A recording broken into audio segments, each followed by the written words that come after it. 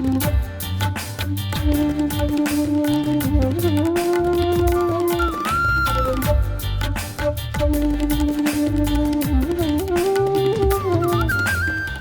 നാടിന്, ആറാട്ടുപുഴയ്ക്ക്, ചേർപ്പിന്, തൃശ്ശൂരിന് ഇന്നിത് അഭിമാനിക്കുവാൻ വക നൽകുന്ന വലിയൊരു നേട്ടം സ്വന്തമാക്കിക്കൊണ്ട് നമ്മുടെ പ്രിയപ്പെട്ട മാഷ് അദ്ദേഹത്തിൻ്റെ സംഗീത ജീവിതത്തിലെ ഏറ്റവും ആനന്ദകരമായ നിമിഷങ്ങളിൽ എത്തി നിൽക്കുന്ന സമയത്ത് മാഷിന്റെ സംഗീത ജീവിതത്തിൽ അദ്ദേഹം ഈണം നൽകിയ ആലപിച്ച പാട്ടുകളുടെ മഹത്വം അക്കമിട്ട് നിർത്തി പറയുമ്പോഴാണ് അതൊരു നല്ല ഓർമ്മപ്പെടുത്തലാവുന്നത്. ചന്ദനം മണക്കുന്ന പൂന്തോട്ടം, ചന്ദ്രിക മെഴുകിയ മണിമുറ്റം, കണ്ണ് നട്ട് കാത്തിരുന്നിട്ടും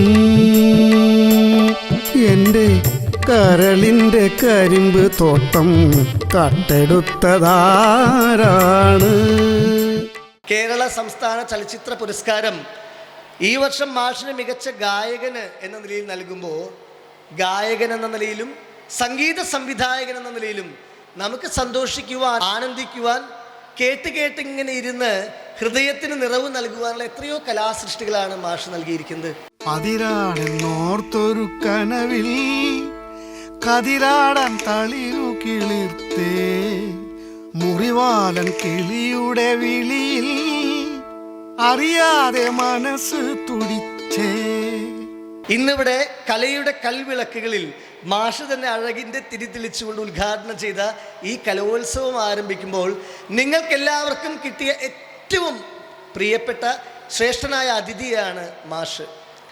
കാരണം കലോത്സവം എന്ന് പറയുന്നത് നമുക്കൊരു നേരം പോക്ക് പോലെ, ടൈം പാസ് പോലെ ആഘോഷിച്ച് തീർക്കാനുള്ളതല്ല. അതൊരു അറിവിൻ്റെ തുടക്കമാണ്. സംഗീതം, നൃത്തം, ഹാസ്യം, രചനാവിഷയങ്ങൾ, പദ്യോച്ചാരണം, പ്രസംഗം, വ്യത്യസ്തമായിട്ടുള്ള കലാവിഭാഗങ്ങളിൽ നിങ്ങൾ ഓരോരുത്തരും കഴിവ് തെളിയിച്ചുകൊണ്ട് ഭാവിയിൽ ഉന്നതമായ കലാവ്യക്തിത്വങ്ങളായി മാറുവാനുള്ള ആത്മവിശ്വാസത്തിൻ്റെ ആദ്യ ചുവടുകളാണ് കലോത്സവത്തിൽ സംഭവിക്കുന്നത്. അതിനിവിടെ മാഷ് തിരിതെളിയിക്കുമ്പോൾ, ഇനി അടുത്ത 2-3 ദിവസങ്ങളായിട്ട് ഇവിടെ ആഘോഷിക്കപ്പെടുമ്പോൾ വളരെ ആവേശത്തോടെ കുട്ടികൾ അണിനിരക്കണം.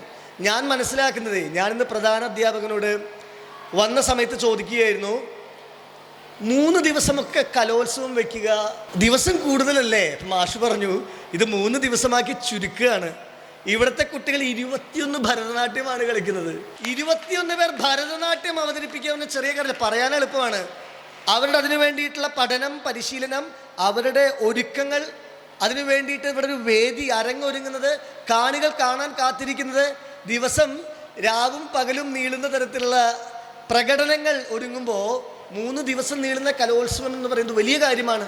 അത്തരത്തിൽ ഈ വിദ്യാലയം, ഇവിടുത്തെ അധ്യാപകർ, രക്ഷിതാക്കൾ, PTA, അനധ്യാപകർ, അവർ നിങ്ങൾക്ക് നൽകുന്ന പ്രോത്സാഹനമാണ് പതിയെ പതിയെ പതിയെ സ്കൂൾ കടന്ന്, കോളേജ് കടന്ന്, നിങ്ങൾ തൊഴിൽ മേഖലയിലെത്തിയാലും ഒരു കല അവതരിപ്പിക്കേണ്ടി വരുമ്പോൾ നിങ്ങൾക്ക് കോൺഫിഡൻസ് നൽകുന്നത്. നമുക്കറിയാം, മലയാള സിനിമയുമായി ബന്ധപ്പെട്ട്, സംഗീത രംഗവുമായി ബന്ധപ്പെട്ട്, സാഹിത്യരംഗവുമായി ബന്ധപ്പെട്ടൊക്കെ നമ്മൾ നോക്കിയാൽ ഒരുപാടധികം പേർ, കലാകാരന്മാർ, കലാകാരികളുണ്ട്.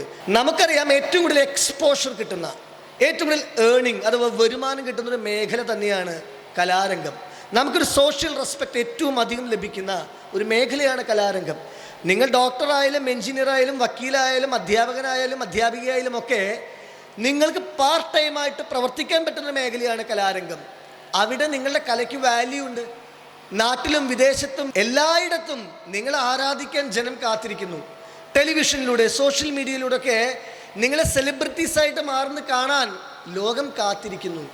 അവിടെ ഇത്തരം കലോത്സവങ്ങളിലൂടെയാണ് നിങ്ങളുടെ കഴിവിൻ്റെ മുകുളങ്ങൾ വിരിയുന്നത്, അത് രൂപം കൊള്ളുന്നത്. നമുക്ക് കലാപരമായിട്ട് മുന്നോട്ട് പോകാൻ മികച്ച മാതൃകകൾ നമ്മുടെ മുന്നിലുണ്ട്. മാഷാണ് ഇന്ന് നമുക്കുള്ള ഏറ്റവും നല്ല മാതൃക. കഴിഞ്ഞ 4 ദശകങ്ങളിലധികമായിട്ട് മലയാള സിനിമയ്ക്ക്, നാടകരംഗത്തിന്, ഗ്രാമീണ ഗാനങ്ങൾക്ക്, ഭക്തിഗാനങ്ങൾക്കൊക്കെ മാഷ് നൽകിയ സംഭാവനകൾ നമ്മൾ അറിഞ്ഞിരിക്കണം.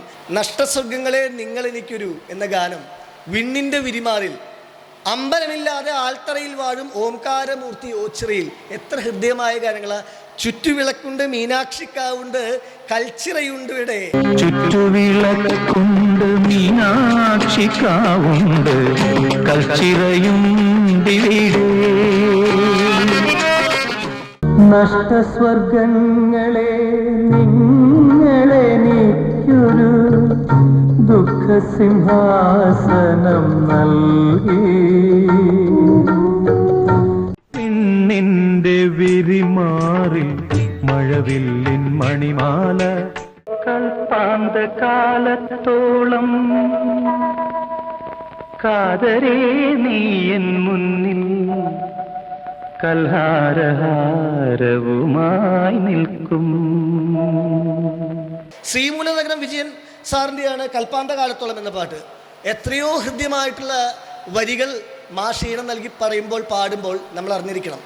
നിങ്ങളുടെ ഇന്നത്തെ കലോത്സവത്തിന് തിരിതെളിയുമ്പോൾ നിങ്ങൾക്ക് മഹത്തായ ഒരു ലക്ഷ്യം വേണം. എന്താണ്? ഇവിടെ പയറ്റി തെളിഞ്ഞ് ഇവിടെ കഴിവുകൾ മാറ്റുരച്ച് ആ കഴിവിലൂടെ നിങ്ങൾ മുതിർന്ന് നിങ്ങൾക്ക് 10 വയസ്സ് 15 വയസ്സ് 20 വയസ്സ് 25 വയസ്സ് 30 വയസ്സ് 50 വയസ്സ് എത്ര പ്രായമായിക്കോട്ടെ അവിടെയൊക്കെ കലയുടെ വെളിച്ചം നിങ്ങളോടൊപ്പം ഉണ്ടാകാൻ മാഷ് പറഞ്ഞതുപോലെ ഗുരുത്വം വേണം, ശ്രദ്ധ വേണം, ശ്രമം വേണം. അത്തരത്തിലുള്ള എല്ലാ പുതിയ ശ്രമങ്ങൾക്കും ഇവിടെ അരങ്ങേറാൻ പോകുന്ന എല്ലാ കലാപ്രകടനങ്ങൾക്കും അതിന് നിങ്ങൾ അണിയിച്ചൊരുക്കുന്ന അധ്യാപകർക്കും കാണികളാകാൻ പോകുന്നവർക്കും സർവോപരി മത്സരിക്കുന്ന വിദ്യാർത്ഥികൾക്കും സ്നേഹത്തിൻ്റെ വാക്കുകളിൽ ആശംസ നേർന്നുകൊണ്ട് ഇനി വരാനിരിക്കുന്ന മറ്റൊരു കലാകാരൻ ഹരീഷ് അദ്ദേഹത്തിനും ആശംസകൾ നേർന്നുകൊണ്ട് വാക്കുകൾ ചുരുക്കുന്നു. നന്ദി, നമസ്കാരം. Thank you.